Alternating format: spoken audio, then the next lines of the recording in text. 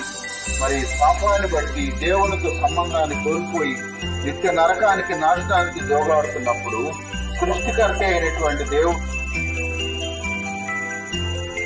నేడు మీకు తెలియజేస్తున్నాను, దావీదు పట్టణమందు రక్షకుడు మీ కొరకు పుట్టి ఉన్నాడు, ఈయన ప్రభు అయిన క్రీస్తు అని 2000 సంవత్సరాల క్రితమే దేవుని దూత మరి లోకానికి ప్రకటించబడింది.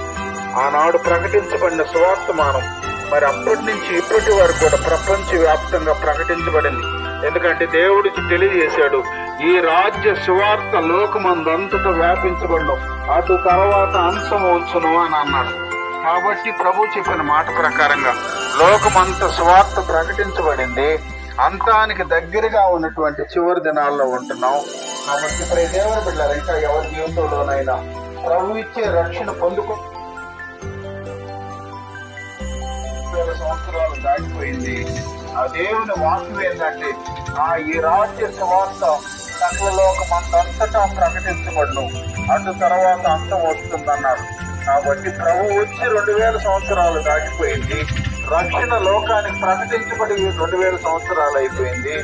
ప్రియ దేవుని బిడ్డల గంగారంలో ఉన్నటువంటి మనం ఇంకా రక్షణ అనేది పొందుకోకుండా ఒకవేళ ఉన్నట్లయితే దేవుడు మరొకసారి క్రిస్మస్ సందర్భంగా ప్రభు జ్ఞాపకం చేస్తుంది.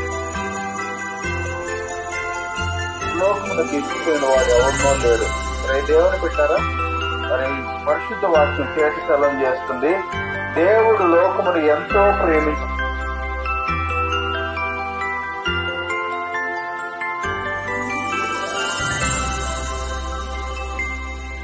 ఆయన రెండవసారి రాబోతున్న చివరి దినాల్లో ఆయన రాజ్యం కొరకు రాకుడి కొరకు పూర్ణంగా సిద్ధపడాలని ప్రభు పేట కోరుకుంటున్నాం. ఈ లోకంలో ఎవరు కూడా శాశ్వతం కానే కాదు. శాశ్వతమైంది లోకంలో ఏదీ లేదు. నా ప్రియ దేవుని బిడ్డలారా, అయితే మన హృదయంలో మన లోపల ఉండేది శాశ్వతమైనటువంటి ఆత్మ మన్నైపోతుంది. ఆత్మ దాన్ని దయచేసిన దేవుడి దగ్గరికి వెళ్తుందని వాక్యం చాలా కంఠబద్ధంగా చెబుతుంది. కాబట్టి మనలో ఉన్న శాశ్వతమైన ఆత్మ తిరిగి పరలోకానికి వెళ్ళాలంటే మనం ఆ పాపం నుంచి విడిపించబడితేనే ఆత్మ పరలోకానికి వెళుతుంది, లేకపోతే అది ఆరణ అగ్నిలో పడిపోతుంది. కాబట్టి దయచేసి ఇకనైనా కూడా మన కొరకు ప్రాణం ఇచ్చిన రక్షకుడైన ప్రభువుని అంగీకరించి ఆయన ఇచ్చే రక్షణ పొందుకున్నాం. రక్షణ ఉచితం, అందుకనే లోకానికి వెలుగు తెలియట్లా. ప్రియ దేవుని బిడ్డలారా, కానీ అదే దానికి వచ్చిన తండ్రి కుటుంబాన్ని జ్ఞాపకం చేసుకుని బిడ్డలను రక్షించుకున్నారు. మీ బిడ్డలుగా మీ సొత్తుగా మీలో ఎదిగింపజేస్తున్నందుకే స్తోత్రాలు, వందనాలు తండ్రి.